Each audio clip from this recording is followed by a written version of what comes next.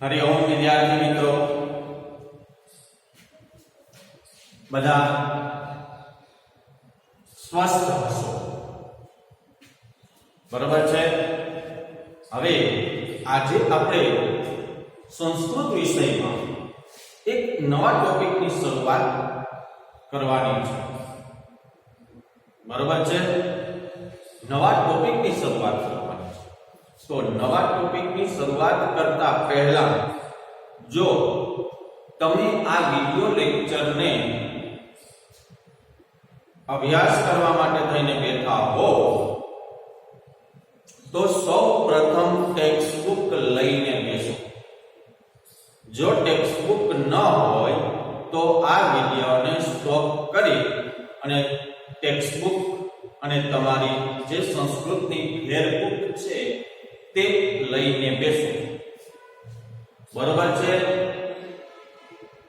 તો આપણે આજે એક નવા ટોપિકની શરૂઆત કરવાની છે। પાઠ કેટલામો છે? છઠ્ઠો પાઠ। કેટલામો પાઠ છે? છઠ્ઠો પાઠ। એની અંદર કાષ્ઠ ખંડ, કાષ્ઠ એટલે શું થશે? તો કે લાકડું, અને ખંડ એટલે શું થશે? તો કે ટુકડો, બરોબર। લાકડાનો ટુકડો આપણે દોરીએ છીએ, લાકડાનો ટુકડો, બરોબર। આ લાકડાનો ટુકડો છે, બરોબર। હવે એની અંદર આ રીતના એમાં ખણગાવો તૂટેલા હોય એની છે ચિત્ર, બરોબર। હવે તમે તમારી ટેક્સ્ટબુક ની અંદર ચિત્રની અંદર જુઓ, બે વ્યક્તિઓનું ચિત્ર આપેલું છે। એમાં એક મોટી ઉંમરના વ્યક્તિ છે, એક નાની ઉંમરનો વ્યક્તિ છે, છોકરો છે, વિદ્યાર્થી છે, અને જે મોટી ઉંમરના વ્યક્તિ છે ગુરુ છે। ગુરુ શિષ્ય વચ્ચેનો સંવાદ, ગુરુ શિષ્ય વચ્ચેનો સંવાદ, બરોબર। હવે સૌ પ્રથમ આ પાઠની અંદર શું કહેવા માંગે છે એને આપણે સમજવાનું છે, બરોબર। એ વિષય વસ્તુ જો તમને મગજમાં વ્યવસ્થિત રીતે સમજાઈ જશે તો તમે આખા પાઠને વ્યવસ્થિત રીતે સમજી શકશો, બરોબર છે। હવે આપણે પાઠની શરૂઆત કરતા પહેલા આપણે ધોરણ 10 ની અંદર ડેઈલી ટેસ્ટ ભરીએ છીએ, એમાં આપણે ટાઈમ ટેબલ મળે અથવા તો બનવા જેવું છે, ટેકનિકલ ખામીઓને કારણે કદાચ ન મળે, બનતા સુધી તમને મળતું જ રહેશે, પણ ન મળે તો આપની ક્રમશઃ પહેલા ચેપ્ટરથી ટેસ્ટ લેવાશે, ક્રમશઃ આ વીકની અંદર પહેલું ચેપ્ટર હોય, આવતા વીકની અંદર બીજું, એના પછીના વીકમાં ત્રીજું ચેપ્ટર, એના પછીના વીકમાં ચોથું ચેપ્ટર, એ રીતના ક્રમશઃ સંસ્કૃત વિષયની અંદર ટેસ્ટ લેવાશે એક ચેપ્ટરની, એટલે સાથે સાથે આપણી તૈયારી પણ થતી જાય, બરોબર। તો હવે આ પાઠની શરૂઆત કરીએ છીએ। કાષ્ઠ ખંડ, બરોબર। આપણે સૌપ્રથમ ઉપર એમનો સારાંશ, કવિ પરિચય બધું આપેલું છે, એ બધાને પણ થોડો અભ્યાસ કરી લેશું, પણ હું તમને એની મૌલિકતાથી અમુક સમજૂતી આપી દઉં એટલે તમે આખી એ વિષય વસ્તુ અને પ્રસ્તાવના તમે ભણી અને તમે સમજી શકશો સરળતાથી। હવે પ્રાચીન સમયની અંદર ભારતની શિક્ષણ પ્રણાલી જે છે ને, એ ગુરુ શિષ્ય જે છે એ શિષ્ય આશ્રમની અંદર રહી અને અભ્યાસ કરતો હતો, આશ્રમની અંદર રહી અને અભ્યાસ કરતો હતો, એટલે એ શિષ્ય જે છે એ શ્રમ સાથે શિક્ષણ મેળવતો હતો, અને જેનું પોતાનું જીવન જરૂરિયાતનું કામ જે છે પોતાને જાતે કરવું, દાખલા તરીકે એ સમયની અંદર આશ્રમો જે છે જંગલોની અંદર હતા, જંગલોની અંદર જે છે એ પોતે દૂર દૂર જંગલોની અંદર જઈ અને લાકડા લઈ આવતા હતા, લાકડા લઈ આવી અને પોતે પોતાના જે જરૂરિયાતના કામો જે છે ખુદ જાતે કરતા હતા, શ્રમ સાથે શિક્ષણ મેળવતા હતા. જંગલની અંદર આશ્રમો હતા. હવે એની અંદર ગુરુ અને શિષ્ય જે છે એ ફરતા ફરતા ફરતા એક નદીના કિનારે આવે છે. ક્યાં આવે છે? નદીના કિનારે. અહીંયા હું નદી જેવું એક ચિત્ર મેં દોર્યું છે, બરાબર? શેના જેવું ચિત્ર દોરેલું છે? નદી જેવું ચિત્ર એક દોરેલું છે, બરાબર? હવે આ નદી જેવું એક ચિત્ર મેં દોરેલું છે, બરાબર? હવે એમાં કાષ્ઠખંડ રૂપી, બરાબર, કાષ્ઠખંડ રૂપી જે છે એ કાષ્ઠખંડ રૂપી એક લાકડાનો ટુકડો છે, બરાબર? કાષ્ઠખંડ રૂપી એક લાકડાનો આ ટુકડો છે, બરાબર? તો એ લાકડાના ટુકડાની અંદર આ નદીની અંદર આ લાકડાનો ટુકડો છે. એટલે ગુરુ અને શિષ્ય, બરાબર, એની સાથે આ નદીના કિનારા ઉપર કોણ છે? તો કે ગુરુ શિષ્ય, બરાબર? ગુરુ અને શિષ્ય આ નદીના કિનારે આવે છે. એટલે શિષ્ય તરત જ કહે છે કે અહીંયા જે છે એ સમુદ્ર છે, અહીંયા સમુદ્ર છે, બરાબર? ખાસ આ વાતને સમજજો તો જ તમારે આ પાઠની જે છે આખી સમજૂતી છે એ તમને સરળતાથી સમજાય છે, બરાબર છે? હવે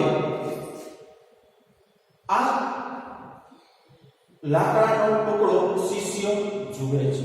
કોણ જુએ છે? તો કે શિષ્ય જુએ છે. હવે શિષ્ય જુએ છે એટલે એ ગુરુને તરત જ કહે છે કે આ લાકડાનો ટુકડો છે એ સમુદ્ર સુધી પહોંચી જશે.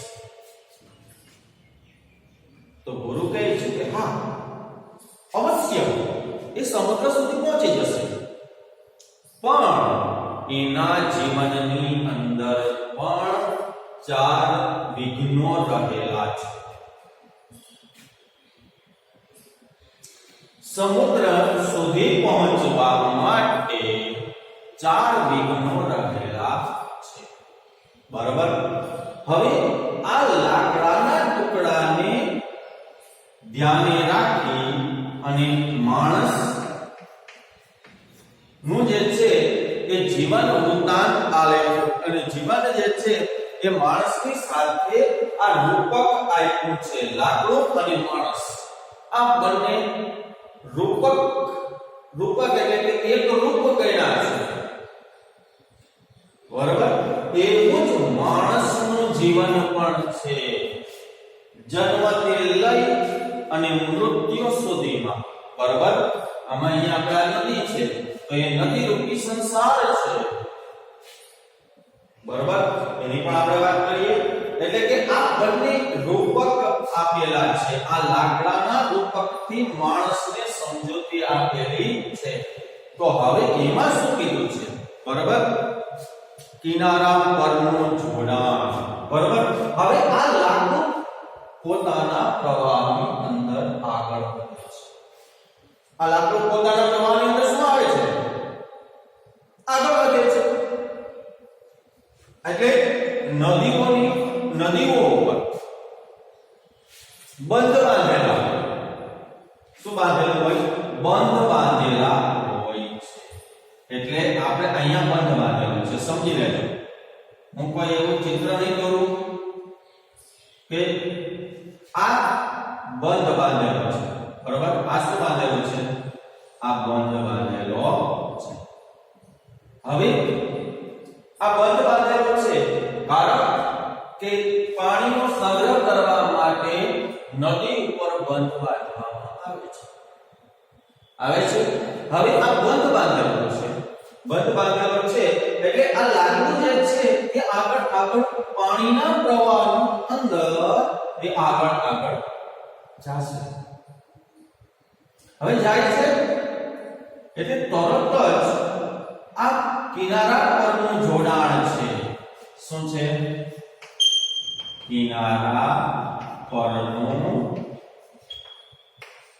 જોડાણ આ વિઘ્ન નંબર 1 કિનારા પરનું જોડાણ બંને કિનારાને જોડ્યા છે બરોબર આના દ્વારા એટલે કે કિનારા પરનું જોડાણ હવે માણસના જીવનની અંદર પણ આપણો માણસ જે છે એ પોતે એકદમ સુખ સાગરની અંદર બરોબર એ જાય છે એટલે માણસને આ સંસારની અંદર રહે છે આ સમાજની અંદર રહે છે છતાં પણ એને પણ એના જીવનની અંદર ઉતાર ચઢાવ આવતા હોય સુખ દુઃખ આવતું હોય એવી જ રીતે જે છે એ માણસ પણ જો પોતાના જીવનની અંદર આહાર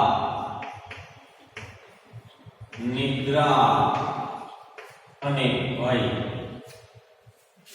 આ બાબતોની અંદર પડેલો હોય તો એને પણ સંસાર રૂપી વિઘ્ન આવે આહાર એટલે કે માણસ જે છે પોતાના ખોરાકની અંદર જ એકદમ શું કહેવાય છે કે ખાવાનું ખાધે રાખે તો પણ એ શરીર માટે થઈ અને નુકસાનકારક છે નિદ્રા બરાબર અને ભય કોઈ પણ કાર્ય કરતાની સાથે મને તો આમાં બીક લાગે છે મને તો આમાં ડર લાગે છે મારાથી આ કામ નહીં થાય પોતાના મનની અંદર એવો વિચાર રાખે છે કે માણસને સંસારની અંદર કંઈક ને કંઈક વિઘ્ન આવે છે તો આ પણ એક કિનારા રૂપી જોડાણ છે આ પણ એક રૂપક આપ્યું છે રૂપક એટલે એક સમાન આ બે એક સરખું છે બરાબર કદાચ બનવા જેવું છે કે આ લાકડું જે છે એ આ બાબતથી અહીંયાથી પાર નીકળી ગયું બરાબર હવે અહીંયાથી પાર નીકળી ગયું એટલે આ લાકડું જે છે એ અહીંયા પહોંચી ગયું સમજો આ લાકડું જે છે એ અહીંયા પહોંચી ગયું બરાબર આ લાકડું છે એ અહીંયા પહોંચી ગયું બરાબર આ એક મુશ્કેલી છે એ દૂર થઈ ગઈ બરાબર માણસના જીવનની અંદર છે કે આ અને માણસની અંદર આહાર નિદ્રા ભય એને કોઈ વસ્તુ જે છે એ લાગુ પડતી નથી માણસ મહેનતમાં જ પડ્યો રહેતો હોય બરાબર એટલે હવે એના જીવનની અંદર બીજું વિઘ્ન આવશે કયું વિઘ્ન આવશે બીજું વિઘ્ન આવશે કે બરાબર હવે બીજું વિઘ્ન આવશે અહીંયા ફરી વખત બીજું વિઘ્ન આવ્યું છે શું વિઘ્ન આવ્યું છે બીજું વિઘ્ન આવ્યું છે બીજું વિઘ્ન શું છે તો કે વિઘ્ન નંબર 2 ભારની અધિકતાને લીધે ડૂબી જવું ભારની અધિકતાને લીધે ડૂબી જવું કારણ કે આ લાકડું જે છે એ ધીમે ધીમે પાણી ભરાતું રહેશે અને ધીમે ધીમે ક્યાંક એ જે છે એ લાકડું જે છે એ પોતે ધીમે ધીમે પાણીમાં થોડુંક અંદર ડૂબતું જશે અમુક થોડોક છેડો બહાર દેખાતો હોય અને બાકી ડૂબી જશે અથવા તો ધીમે ધીમે એ નીચે ઉપર નીચે ચઢાવતા જાય એટલે આગળ વધી શકે નહીં બરાબર એવી જ રીતે માણસના જીવનની અંદર છે તો માણસના જીવનની અંદર છે આ વિઘ્નની અંદર આવશે કે સામાજિક વ્યવહારમાં ડૂબી જવું બરાબર સામાજિક વ્યવહારમાં ડૂબી જવું સમજાય? આ રૂપક લાકડું ભારની અધિકતાને કારણે ડૂબી જાય છે, એવી જ રીતે માણસ સંસારમાં રહેતો હોય છે, અને સંસારમાં રહેતો હોય છે ત્યારે એ સંસારમાં રહી અને પોતાના વ્યવહારો જે છે એ વ્યવહારો અયોગ્ય થવાને લીધે, માણસના વ્યવહારો અયોગ્ય થવાને કારણે એ પોતે સમાજમાં ડૂબી જાય છે, સમાજમાંથી બહાર ફેંકાઈ જાય છે, એટલે વ્યવહારમાં ડૂબી જવું. દાખલા તરીકે આપણે કોઈ પાસેથી 5000 રૂપિયા ઓછીના પેટે લીધા અને એને આપેલા સમયે આપણે પરત નથી કરી શકતા, તો આપણો એ વ્યવહાર સારો ન ગણાય, અને એ અયોગ્ય વ્યવહારને કારણે આપણે વ્યવહારની અંદર ડૂબી જઈએ. જેવી રીતે પાણીમાં લાકડું જે છે અયોગ્ય સમયે ડૂબી જાય છે, તેવી જ રીતે આ માણસે વ્યવહારમાં ડૂબી જાય છે. બરાબર? હવે આગળ જતા આ લાકડું છે એ ફરી વખત આગળ પહોંચે છે, આગળ લાકડું પહોંચે છે, તો એની અંદર શું થાય છે? આ લાકડું છે આગળ પહોંચ્યું છે, બરાબર? આ લાકડું આગળ પહોંચ્યું એટલે ફરી વખત વિઘ્ન આવે છે. શું આવે છે? વિઘ્ન આવે છે. હવે એ વિઘ્ન છે એ વિઘ્ન નંબર 3 હશે. કયું વિઘ્ન હશે? 3. એમાં શું કીધું છે કે વમળમાં ફસાઈ જવું. આ ધ્યાન રાખજો, કોઈ ચિત્રકામનો કે ડ્રોઈંગનો કોઈ લેક્ચર નથી હો, કેવો સાહેબ તો સરસ મજાનું ચિત્ર દોર્યું છે, એવું કઈ નથી, પણ આ પાઠનો ભાવાર્થ છે, પાઠની સમજૂતી છે, એટલે ધ્યાન રાખજો. બરાબર? હવે વમળમાં ફસાઈ જવું, દાખલા તરીકે મોટી મોટી નદીઓ હોય, એ નદીઓની અંદરથી પાણી જે છે એ બહાર ક્યાંય પણ જે છે સિંચાઈ વિભાગને મળતું હોય, એટલે ત્યાં પાણી એકદમ ગોળ ગોળ ગોળ ગોળ વમળ પડતું હોય. શું થતું હોય? ગોળ ગોળ વમળ પડતું હોય. ગોળ ગોળ વમળ પડતું હોય એટલે આ લાકડું જે છે એ વમળમાં ફસાઈ જાય છે. એ વમળમાં ફસાઈ જાય છે એટલે એ પોતે આગળ ગતિ કરતું નથી, અને એ પોતે એકની એક જગ્યા ઉપર સ્થિર થઈ જાય છે. ખ્યાલ આવે છે? એ પોતે ગતિ કરતું નથી, અને એની જે સવારે જવા માટે થઈ અને જે એમનો રસ્તો છે એ રસ્તાની અંદર વિઘ્ન આવ્યું છે. એવી જ રીતે માણસના જીવનની અંદરનું વિઘ્ન છે. ચાલો જોઈ લઈએ માણસના જીવનની અંદરનું વિઘ્ન કયું છે. વિઘ્ન નંબર આ જે છે એ વિઘ્ન નંબર 1 હતું, આ વિઘ્ન નંબર 2 અને આ વિઘ્ન નંબર 3. બરાબર? તો એ વિઘ્ન નંબર 3 ની અંદર વિઘ્ન નંબર 3 શું આવશે? તો કે માણસ જે છે એ દારૂ, જુગાર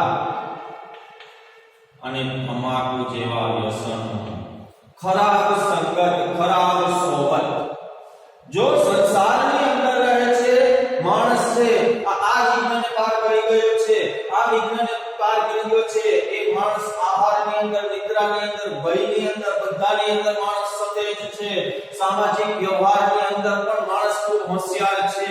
પણ જો એ જ માણસ છે દારૂ, જુગાર, તમાકુ આ બધા વ્યસનોની અંદર ખરડાયેલો હશે, તો એ આ લાકડાના જીવનની અંદર જેવી રીતે વમળ આવેલું છે એવી જ રીતે માણસના જીવનની અંદર પણ વમળ આવશે, અને એ વમળની અંદર માણસ જે છે એ પોતે ગોળ ગોળ ફર્યા કરશે, પણ એની જે કંઈ પણ મહેનત રૂપી, શક્તિ રૂપી જે છે એ શક્તિ રૂપી કોઈ પણ આગળ વધી શકશે નહીં.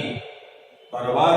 એટલે ત્રીજું વિઘ્ન થયું વમળમાં ફસાઈ જવું લાકડાને, માણસને જે છે દારૂ, જુગાર અને તમાકુની અંદર ફસાઈ જવું, અને પોતાની જે કંઈ પણ જીવનરૂપી કારકિર્દી છે એને આગળ વધારી શકે નહીં. બરાબર? એટલે આ વિજ્ઞાન નંબર 3. હવે આપણે જોઈએ ચોથું અને છેલ્લું વિજ્ઞાન. બરાબર? એની અંદર શું કીધું છે કે નદીના પાણીથી વિખૂટા પડી જવું. નદીના પાણીથી વિખૂટા પડી જવું. હવે નદીનું પાણી છે, નદીનું પાણી છે, આ લાકડું જે છે એ આ લાકડું છે એ આ લાકડું છે તે પાણીના કદાચ એવા કોઈ વલયો ઉદ્ભવે અને કદાચ એ પાણી જે છે એ લાકડું જે છે એ પાણીના તરંગો અહીંયા જે છે પાણીના તરંગો છે એ પાણીના તરંગોથી પાણી જે છે એ આ લાકડાને દૂર ફેંકી દેશે. એટલે આ લાકડું છે એ ક્યાં આવી જશે? આ લાકડું છે એ અહીંયા આવી જશે. બરાબર? કિનારાની બહાર ફેંકાઈ જશે. ક્યાં ફેંકાઈ જશે? કિનારાની બહાર લાકડું જે છે એ શું થઈ જશે? ફેંકાઈ જશે. બરાબર? તો નદીના પાણીથી વિખૂટા પડી જવું. નદીના પાણીથી દૂર થઈ જવું. ક્લિયર? હવે એવી જ રીતે માણસના જીવનની અંદરનું વિજ્ઞાન છે સમુદ્ર સુધી પહોંચવા. બરોબર? તો એની અંદર શું કીધું? પરિવારથી વિખૂટા પડી જવું. વિજ્ઞાન નંબર 4. પરિવારથી વિખૂટા પડી જવું. બરોબર? જો માણસ છે એ પોતે પરિવારથી વિખૂટો પડી ગયો હોય તો પણ એ સુખ રૂપી સમુદ્રમાં પહોંચી શકતો નથી. બરાબર? આ સમુદ્ર છે, આ સમુદ્રના પાણીની અંદર જે છે એ પાણીની અંદર પહોંચી શકતો નથી. બરાબર? એવી જ રીતના છે એ નદીના પાણીથી વિખૂટા પડી જવું એમ માણસ તો પરિવારથી વિખૂટો પડી જાય છે. તો આ બંને માણસને જે છે એ શ્રેષ્ઠ માણસ તરીકે વર્તનારા લોકો છે એ સમુદ્રમાં પહોંચી જાય છે. આવા વિઘ્નો આપણા જીવનની અંદર ન આવે એ માટે થઈ અને કવિએ આ રૂપક દ્વારા સમજાવ્યું છે. મિત્રો ખાસ ધ્યાન રાખજો, આ બાબત જે છે ખાસ સમજજો. બરોબર? આ મેં એટલા માટે થઈને જ મેં આ ચિત્ર અમુક ચિત્ર દોરીને તમને સમજાવ્યું છે. બરોબર? એ ચિત્ર જેવું દોરાયેલું હોય પછી તમે ન કહેતા કે સાહેબ આને નદી ન કહેવાય અને આ કહેવાય તો પણ હું સ્વીકારું છું. બરોબર? નદી આવી ન હોય તો પણ હું સ્વીકારું છું. કારણ કે જે મારી શક્તિ પ્રમાણે મેં આ ચિત્ર દોરેલું છે. બરોબર? પણ એની અંદરના જે મને લાકડાના અને માણસના જે આ કવિએ રૂપકો આપ્યા છે ને એ સમજવા જેવા છે. તો આ લાકડાના જીવનમાં 4 વિઘ્નો 1 2 3 ને 4. માણસના જીવનની અંદર 1 2 3 ને 4. આ રૂપકો જે છે એ ખાસ તમે ખાલી તમારી બુકની અંદર નોંધી લો. આ બોર્ડ જે છે આખો તમને દેખાશે એટલા માટે થઈને હું દૂર હટું છું. તમે તમારી રીતે તમે આ ચિત્ર જે છે ચિત્રની અંદર વિઘ્નો આપેલા છે વિઘ્નોને તમે અને જોઈ લ્યો. તમે જોઈ અને લખી શકો છો તમારી ફેરબુકની અંદર કે લાકડાના જીવનની અંદર પણ 4 વિઘ્નો આટલા છે અને માણસના જીવનની અંદર પણ 4 વિઘ્નો જે છે એ આ રીતે છે. બરોબર? એટલે આ તમે તમારી બુકની અંદર લખો. હવે હું આશા રાખું છું કે તમે એ સ્ટોપ કરીને પણ લખી શકો છો. ક્લિયર? મિત્રો સમજાઈ ગયું છે? બરોબર? આ જો એટલા માટે મેં આ ચિત્ર દોરીને સમજાવ્યું છે કે તમારા મગજમાં બેસી જાય છે. ક્લિયર? સમજાઈ ગયું છે? હવે આપણે એની પ્રસ્તાવ આ જે કંઈ પણ મેં સમજૂતી આપી છે એ પાઠનો આખો સારાંશ છે કે આ પાઠની અંદર આટલી વસ્તુઓ છે. 4 વિઘ્નો આ છે. સમજી ગયા છો? ક્લિયર? ચાલો આગળ વધીએ. આપણે ટેક્સ્ટ બુક ની અંદર ધ્યાન રાખો, એની પ્રસ્તાવનાને આજે આપણે ભણીએ, બરાબર? અને એ પ્રસ્તાવનાની અંદર પણ ક્યાંક નહીં સમજાય તો તમને સમજાવતો જઈશ અને વ્યવસ્થિત રીતે જે છે એ અને બંને રૂપકોને આપણે સમજતા જશે, બરાબર? ચાલો, પ્રાચીન ભારતીય શિક્ષણ પ્રણાલીમાં ગુરુ શિષ્યનું સાનિધ્ય મહત્વનું હતું. પહેલાના સમયની અંદર મેં તમને કીધેલું હતું કે ભાઈ પહેલાના સમયની અંદર અને આશ્રમની અંદર રહી અને ગુરુ જે છે શિષ્યને જ્ઞાન આપતા અને ગુરુની સાથે શિષ્ય ગમે ત્યાં કામાર્થે અથવા તો કંઈ ફરવા માટે નીકળ્યા હોય તો પણ દરેક ક્ષેત્રની અંદર ગુરુ જે છે એ પોતે જ્ઞાન પીરસવા માટે થઈ અને સમર્થ થતા હોય છે. અને એમાં ગુરુ શિષ્યને જે છે એ સમજાવે છે. ગુરુકુળમાં નિવાસ કરીને વિદ્યા અભ્યાસ કરવાની પરંપરાને કારણે આખો દિવસ બંનેનો સાથ રહેતો. ગુરુકુળની અંદર પોતે વિદ્યાર્થી જે છે શિક્ષણ મેળવતો અને શિક્ષણ મેળવતો એટલે કે આખો દિવસનો એમની ગુરુ અને શિષ્ય બંને સાથે હોય છે. દરેક ક્ષણે દરેક પળે જે છે એ પોતે કોઈને કોઈ અવનવા ક્ષેત્રનું અવનવા વ્યવસાયનું પણ જ્ઞાન વિદ્યાર્થીને મળી રહેતું, બરોબર? હવે તેથી ગમે તે ઘડીએ અને ગમે તે સ્થળે ગુરુ પોતાના શિષ્યને જ્ઞાન પીરસવાનું રાખતા. આ કારણે નિયત અભ્યાસક્રમનો પાઠ ભણવાની સાથે સાથે ક્યારેક સાહજિક રીતે અને ક્યારેક આકસ્મિક રીતે પણ શિષ્યને જ્ઞાન પ્રાપ્ત કરવાનો અવસર મળતો અને ક્યારેક આકસ્મિક રીતે પણ જ્ઞાન પ્રાપ્ત કરવાનો અવસર સમય જે છે એ મળતો હતો, બરાબર?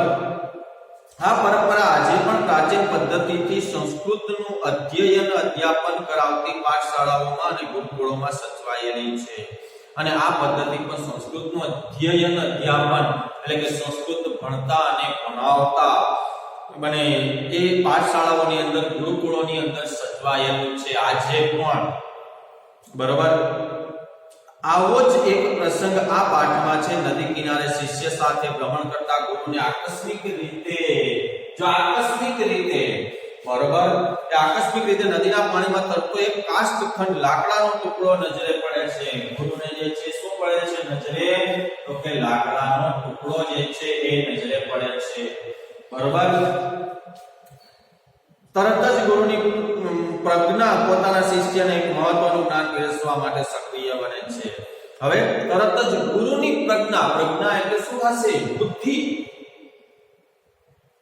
પોતાનું કૌશલ, પોતાની શક્તિ, બુદ્ધિ એક શિષ્યને જ્ઞાન પીરસવા માટે થઈને સક્રિય બને છે.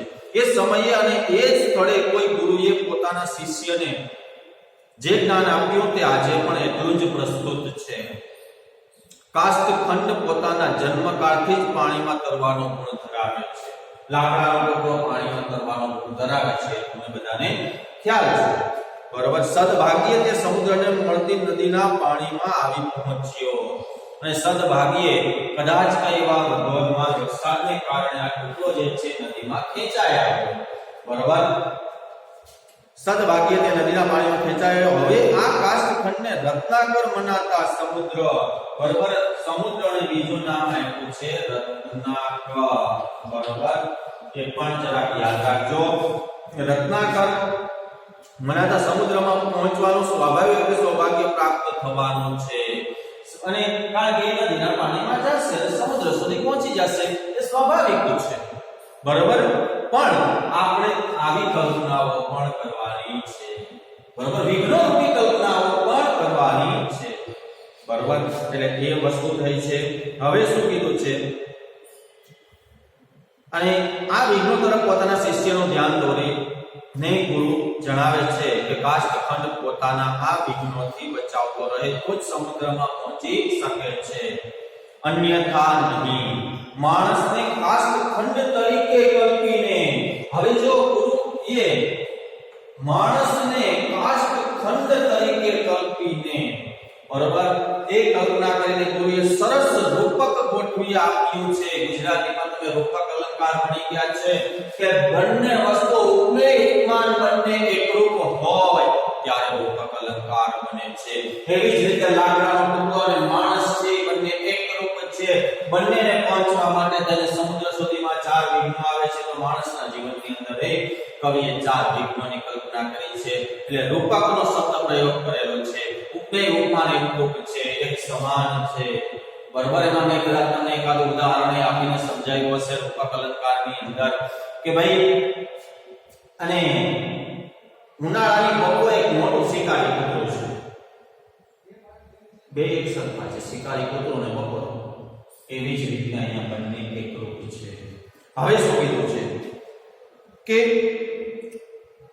ગુરુનો ઉપદેશ છે કે માણસ પણ જીવનમાં આવતા 4 વિઘ્નોથી પોતાની જાતને બચાવી લે તો જ સુખરૂપી સમુદ્રને પ્રાપ્ત કરવાનું સૌભાગ્ય મળે છે. આ 4 વિઘ્નોને બચાવી લે પોતાની જાત ઉપર તો એ સુખરૂપી સમુદ્રમાં